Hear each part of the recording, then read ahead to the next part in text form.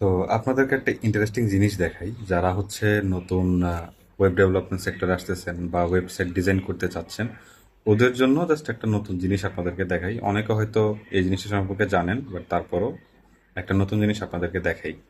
তো এখন আপনার স্ক্রিনে যে জিনিসটা দেখতে পাচ্ছেন সেটা হচ্ছে আমার নিজের ওয়েবসাইট, আমার পোর্টফোলিও, আমার যাবতীয় ইনফরমেশন, যাবতীয় সব কিছু আমার এই ওয়েবসাইটেই আছে, যদিও বা এটা এখনও ডেভেলপমেন্ট প্রজেক্টে আছে।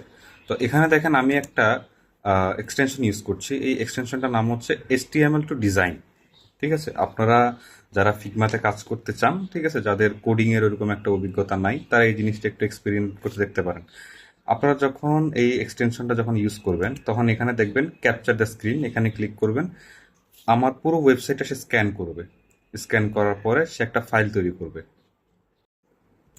তো অলরেডি ফাইল তৈরি করা হয়ে গেছে, এটা আমরা এবার সেভ করে নিব। এরপর চলে যাব আমরা আমাদের ফিগমাতে। ফিগমাতে যাওয়ার পরে দেখেন আমি একটা প্লাগইন ইনস্টল করে রাখছি। এই প্লাগইনটার নাম হচ্ছে HTML to design, same plugin. এখানে আসার পরে আমরা যে ফাইলটা ডাউনলোড করেছিলাম ওইটা এখানে ইনপুট দিব।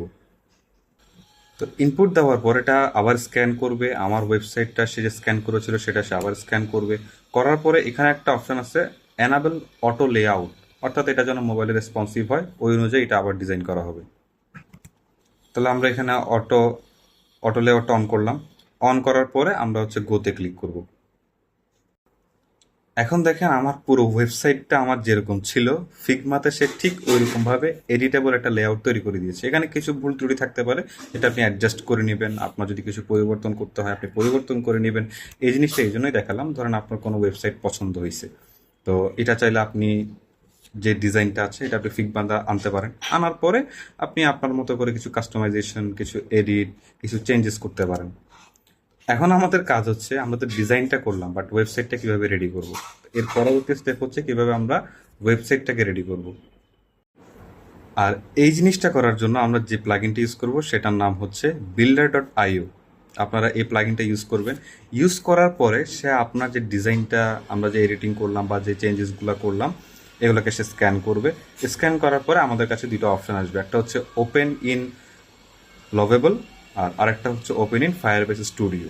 দুটোই অনেক ভালো, আপনি যে কোনো একটাতে ওপেন করতে পারেন। তো আমরা আজকে করব হচ্ছে লাভেবল দিয়ে। লাভেবলে ক্লিক করার পরে আপনার যে ডিজাইনটা আছে, যে লেআউটগুলো আছে, এই সবগুলো সে স্ক্যান করার পরে সে কোডিং আকারে নেওয়ার জন্য যা যা প্রসেসিং করা দরকার সে সেগুলো করবে। তো কিছুক্ষণ ওয়েট করব পুরো প্রসেসটা হওয়ার জন্য। আনুমানিক 2 থেকে 2.5 মিনিটের মতো সময় লাগে। তো যখন পুরোটা রেডি হয়ে যাবে, এরপর আমরা ক্লিক করব লাঞ্চ প্রজেক্ট। তারপর সেটা লাভেবল যে ওয়েবসাইটটা আছে সেখানে ওপেন হবে। এরপর দেখা যাবে আসল ম্যাজিক। আপনি যে ডিজাইনটা করেছিলেন, অর্থাৎ কোনো কোডিং ছাড়া যে ডিজাইনটা আপনি রেডি করেছিলেন আমার ওয়েবসাইট থেকে, ওইটা আপনি কাস্টমাইজেশন করার পরে লাভেবলে আনা হলো, এবং ওই ডিজাইনটাকে সম্পূর্ণ কোড আকারে এখন লেখা হবে। সো ফুল স্টেপটা দেখেন।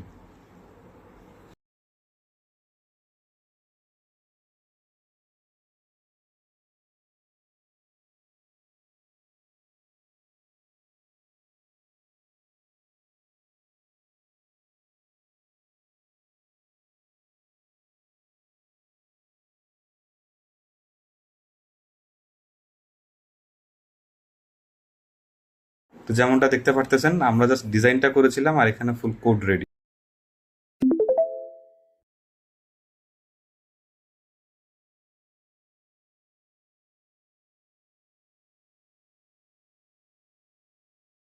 আর আপনি যদি সেটা ওয়েবসাইট আকারে দেখতে চান, এখানে দেখেন একটা পাবলিশ অপশন আছে, ওইখানে ক্লিক করলে ওয়েবসাইটটা লাইভ হয়ে যাবে, আপনি লাইভ দেখতে পারবেন আপনার ওয়েবসাইট।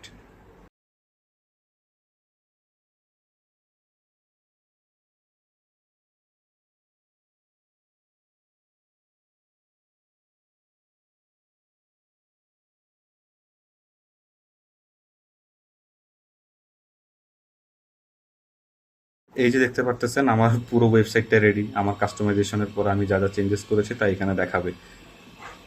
সুতরাং এটাই বোঝা গেল যে আপনি যদি কোডিং সেক্টরে নতুন হন, যদি ফিগমাতে কাজ করতে চান, তাহলে আপনি যে কোনো একটা ওয়েবসাইটকে আপনি ইন্সপাইরেশন হিসেবে ধরতে পারেন।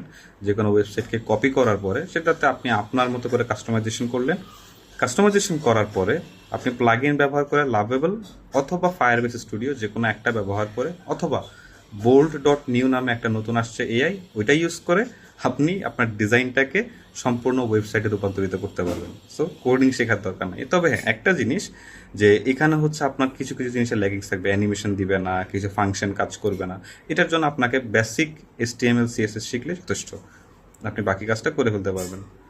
তো যারা নতুন এই পদে আসতে চাচ্ছেন, এই সেক্টরে আসতে চাচ্ছেন, আপনাদের কেমন লাগছে এই জিনিসটা দেখে জাস্ট কমেন্টে জানাবেন।